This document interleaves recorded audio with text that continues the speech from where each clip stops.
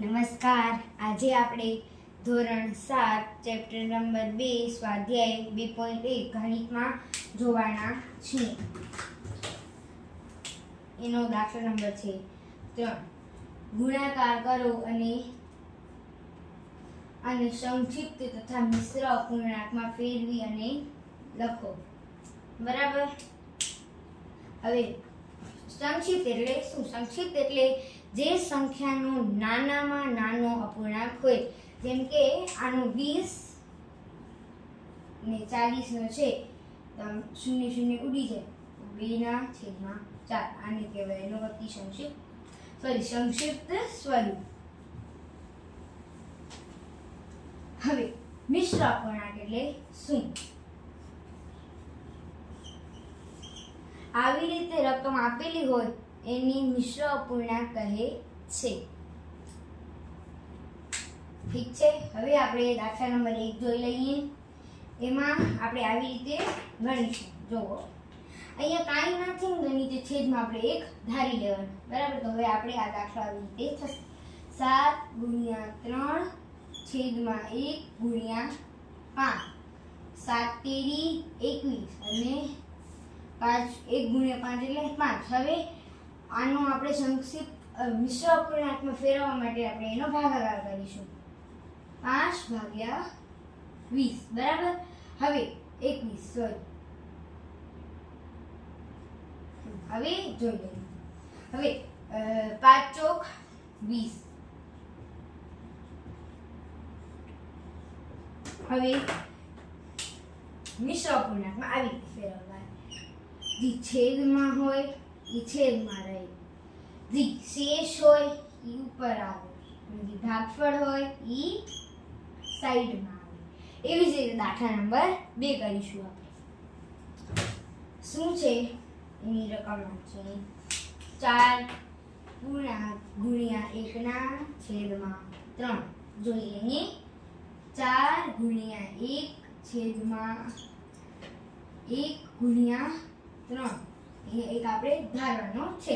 પરીક્ષામાં આવું લખવાનું નથી, ખાલી તમને ધારવા માટે જ કહું છું. બરાબર. હવે 4 × 1 એટલે 4. અથવા તમે આવી રીતે પણ કરી શકો. એક ધારો તો 1 ઉડી જાય. કેટલા બચ્યા? 4/3. હવે આપણે એને મિશ્ર અપૂર્ણાંકમાં ફેરવીશું. હવે ભાગાકાર કરવાની જરૂર છે નહીં. આવી રીતે કરાય. જુઓ, છેદમાં 3. બરાબર. જે ગુણીએ એનો અહીંયા મૂકવાનો. હવે એને ગુણ્યા. હવે 3 × 1 એટલે 3, અને ઉપર કેટલા ખૂટે? 4 માં 1 ખૂટે. આ થઈ ગયા આપણા દાખલા નંબર 2 નો જવાબ. હવે દાખલા નંબર 3 જોઈશું. એ પણ એવી રીતે છે. હવે એના આપણે 1 ધારીશું નહીં. 2 × 6/7 બરાબરની નિશાન. બરાબરની નિશાની ખાસ કરવાની. પરીક્ષામાં એનાથી પણ આપણો માર્ક્સ કટ થઈ શકે છે. બરાબર. 2×12 બરાબર. હવે એનો ભાગાકાર કરીશું.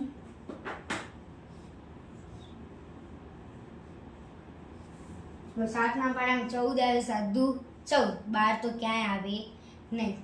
જો 7 એકા 7. 7 માંથી 12 જાય તો 5. બરાબર. હવે એને મિશ્ર અપૂર્ણાંકમાં લખી દેવાનું. છેદમાં શેષ ઉપર ભાગફળ 1. આ થઈ ગયો દાખલા નંબર 3 નો જવાબ. હવે આપણે દાખલા નંબર 4 કરીશું. એના પછી આપણે દાખલા નંબર 5 જોઈશું.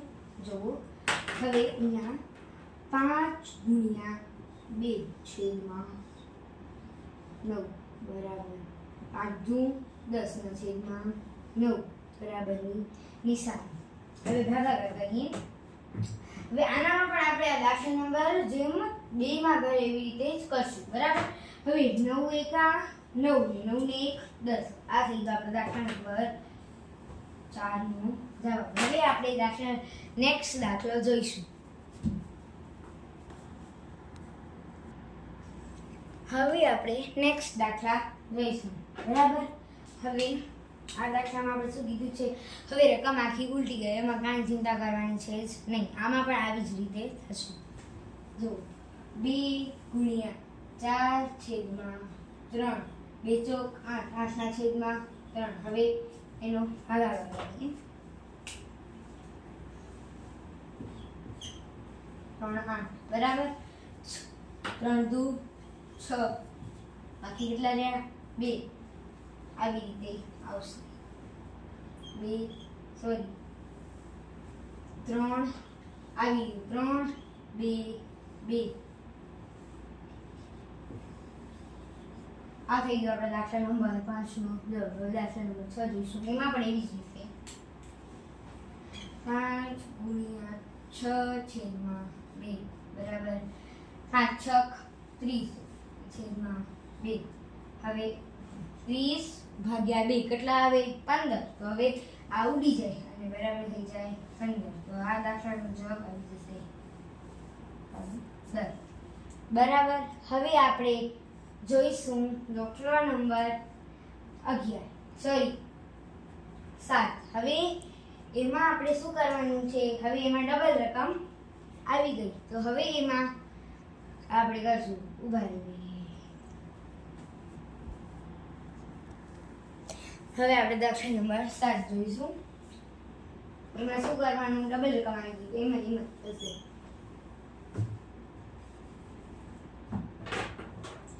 11 ગુણ્યા 4 છેદમાં 7 બરાબર.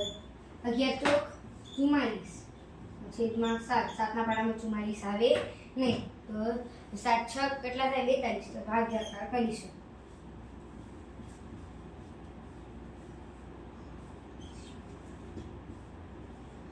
બે વધી. હવે એનું મિશ્ર અપૂર્ણાંક આવી રીતે થશે 7 છેદમાં 6 સાઈડમાં 2 ઉપર. થઈ ગયો આપણો જવાબ. હવે દાખલા નંબર 8 જોઈશું. એમાં પણ આવી જ રીતે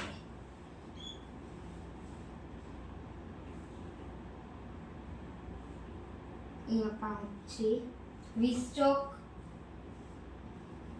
80 ના છેદમાં 5. 16 50 80. અહીંયા આપણો જવાબ ખાલી આવી જશે 16 બરાબર. હવે આપણે નેક્સ્ટ દાખલા જોઈશું.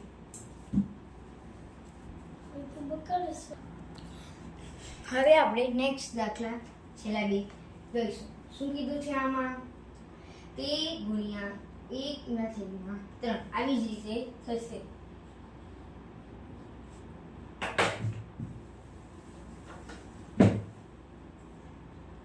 13 ગુણ્યા 1 છેદમાં 3 બરાબર. 13 છેદમાં 3 અને 13 ને આપણે 3 વડે ભાગીશું. જવાબ આવશે જોઈએ. ચાલો 3 ચોક 12 0 1 બરાબર. હવે આને મિશ્ર અપૂર્ણાંકમાં ફેરવીએ. છેદમાં છેદનું ભાગફળ અહીંયા અને શેષી ઉપર આવશે. આ થઈ ગયો આપણો દાખલા નંબર 9 નો જવાબ. હવે દાખલા નંબર 6 અને 10 જોઈશું. 15 ગુણ્યા 3 છેદમાં 5 બરાબર. 15 તેરી 45 ના છેદમાં 5. હવે 5 ના વડા 45 આવે. હા 9 50 45 બરાબર. તો આ ઉડી જાય અને આપણો ટોટલ જવાબ આવે 9. આ રીતે આપણે દાખલા નંબર 3 આજના વિડીયોમાં પૂરા કર્યું. જય હિન્દ, જય ભારત, થેન્ક યુ.